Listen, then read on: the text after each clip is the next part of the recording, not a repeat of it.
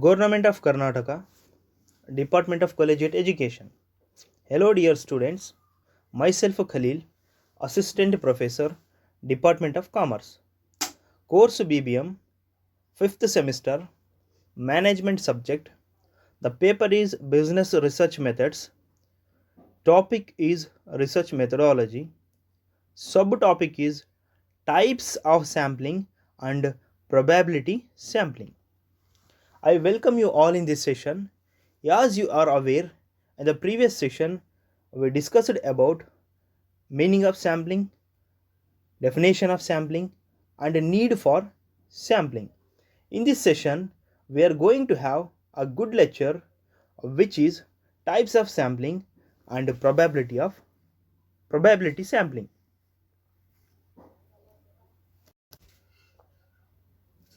Sampling in research is of two types: probability sampling and non-probability sampling.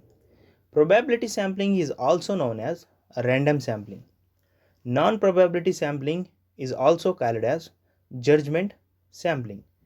In this session, we will discuss about first two types of sampling, that is probability sampling and its types. Okay, dear students, let's take a closer look at first two types of probability sampling, and the remaining types of probability sampling we will discuss in the next session. Before knowing what are the types of probability sampling, it is essential to know what is probability sampling. Probability sampling is a method of deriving a simple sample where the objects are selected from a population based on the theory of probability. This method includes everyone in the population and everyone has an equal chance of being selected.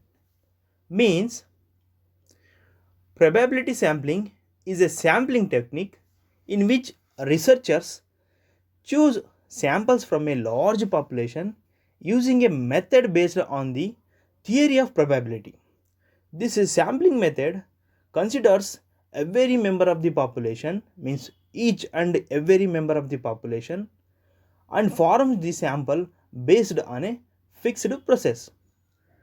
To understand this concept, that is probability sampling, we go through with example. In a population of 1000 members, okay, every member will have 1 by 1000 chance of being selected to be a part of sample. Probability sampling eliminates bias in the population and gives all the members a fair chance to be included in the sample. This is about probability sampling. Now we will discuss about types of probability sampling. There are four types of probability sampling. In this session, we will discuss only first two types of probability sampling techniques. Dear students, the first type of probability sampling is simple random sampling. Once again, I will repeat: simple random sampling. This simple random sampling, one of the best probability sampling techniques that helps in saving time and resources in the simple random sampling technique. In this method, each member has an equal chance of being a part of the study. The objects in this sample population are chosen purely on a random basis, and each member has the same probability of being selected. It is a reliable method of obtaining information where every single member of a population is chosen randomly, merely by chance. Each individual has the same probability of being chosen to be a part of a sample. Okay, dear students, to understand what is simple random sampling, now we will discuss with examples. First example: if a university dean would like to collect feedback from students about their perceptions of the teachers and level of education, all 1000 students in the university could be a part of this sample. Any 100 students can be selected at a random to be a part of this sample. The second example: in an organization of 500 employees, if the HR team, human resource team, decides on conducting team building activities, it is highly likely that they would prefer picking kids out of a bowl. In this case, each of the 500 employees has an equal opportunity, equal chance of being selected. This is about simple random sampling. The second type of probability sampling is cluster sampling. Cluster sampling is a technique of sampling method where the respondent population is divided into equal clusters.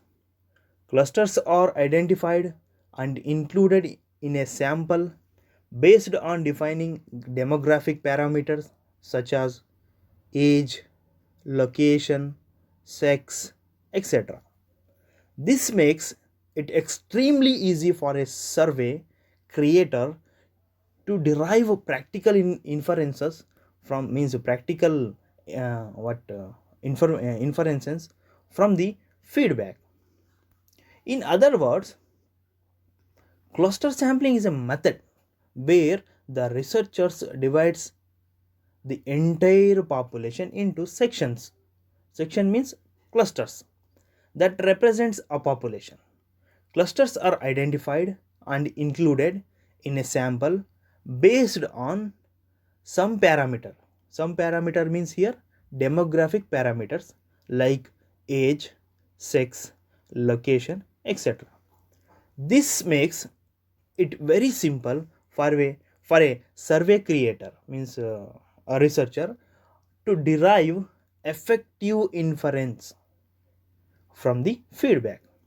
Okay, dear students, to understand what is cluster sampling, now we will discuss with few examples. Example number first: if the FDA first division assistant wants to collect the data about adverse side effects from drugs, they can divide the mainland US into distinctive clusters like states. Research studies are then administered to respondents in these clusters. This type of generating sample makes the data collection in depth and provides easy to consume and act upon insights. The example number second: if the United States government wishes to evaluate the number of immigrants living in the mainland US, they can divide it into clusters based on states such as California, Florida, etc. This way of conducting a survey will be more effective as the results will be organized into states and provides insightful immigration data. This is about first two types of probability sampling. Dear students, till now we have discussed about what are the types of sampling, in that what is probability sampling and its types. The first type of probability sampling is simple random sampling, and the second type of probability sampling is cluster sampling. From this we can conclude that simple random sampling and cluster sampling of the probability sampling plays a significant role in research work. These are all the reference books. You can refer these books for further information about types of sampling, especially probability sampling and its types. Apart from these books reference, here you can find I have provided internet reference links also. Kindly make use of these links to gain much knowledge regarding the above said topics. Thank you all. Have a nice day.